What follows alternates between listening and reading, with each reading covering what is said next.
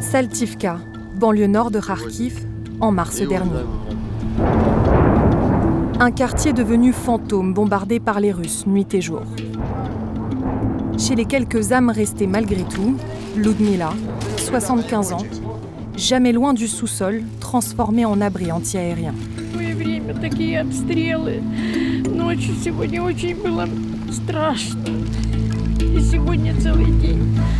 Nos équipes avaient aussi rencontré Sania, ancien soldat, toujours debout et furieux, vivant au milieu des ruines.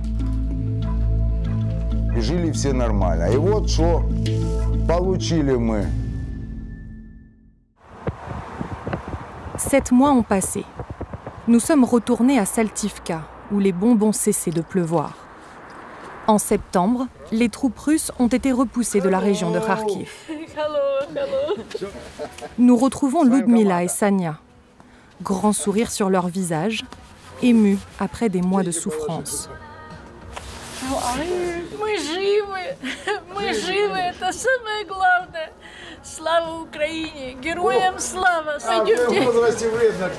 Ludmila nous accueille dans sa maison. La cave de son immeuble, en réalité, où elle vit toujours. Я ні одного дня нікуди не ходила. 24-го ночі бахнуло, і я сюди як прийшла, а я тепер боюсь від ціля уходити.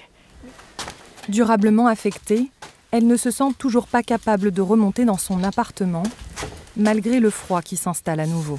Якщо зимою було 17 градусів, і я вижила, так у мене ліжка тоді не було. А зараз я ліжко зробила таке гарне. Ходімте, я вам покажу. Ludmila dort désormais sur ce lit de fortune, tenant sur des piles de provisions qu'elle a amassées pour tenter de survivre. А це теж банки у мене. Оце бачите? Я не боюсь тепер нічого. Так, дуже удобно. Des réserves, en majorité distribuées par les habitants et les autorités locales. А борщ.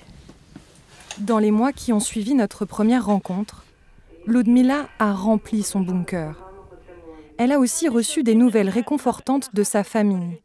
Son premier petit enfant est né, au cœur de la guerre, mais hors de danger. 4 місяці їй. Дуже гарненька. Ну, оце Бог мені дав, що менший синочок, оце Богданка родилася, внучечка. Це саме велике для мене щастя. Des nouvelles qui lui ont donné la force de continuer.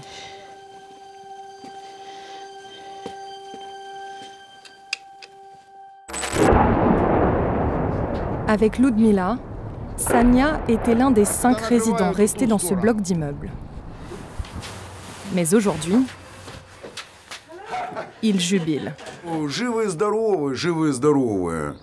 Не падаем духом, самое главное. Война закончилась, грубо говоря, для всех 13 мая. То есть, когда наши отогнали вот эту всю орду,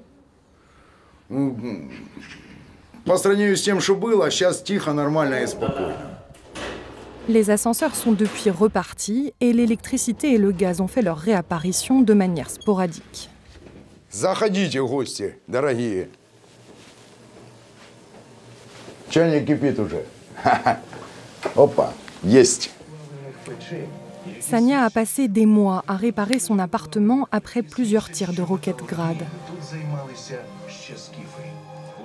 Второй раз. Вот прилетел снаряд Града, пробил здесь. Тут все разорвалось, и вот тут была дыра.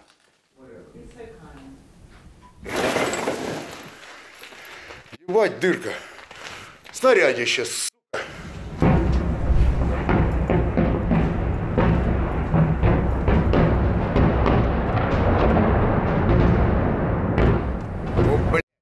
Dans les bombardements, Sania avait perdu son chat, compagnon fidèle au milieu du chaos. Lorsque nous l'avions rencontré, il était dévasté. Des mois plus tard, il s'est trouvé un nouveau complice. Дочка с внучкой на Западной Украине, а кот всегда со мной. Это мой член семьи. Кот, который погиб, возродился вот этого. Этот выбрал меня в подвале, он был маленький-маленький, я же, и выбрал меня из всех тех котят. Это он стесняется чуть-чуть. Les survivants de Saltivka dépendent essentiellement de l'aide apportée par les ONG et les autorités locales.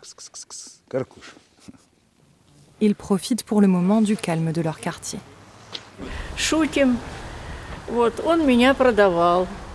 Он нашел эту табличку. Продам подвал туда-сюда и телефоны. А я говорю, а ну держи, продам подвал, бабушка в подарок.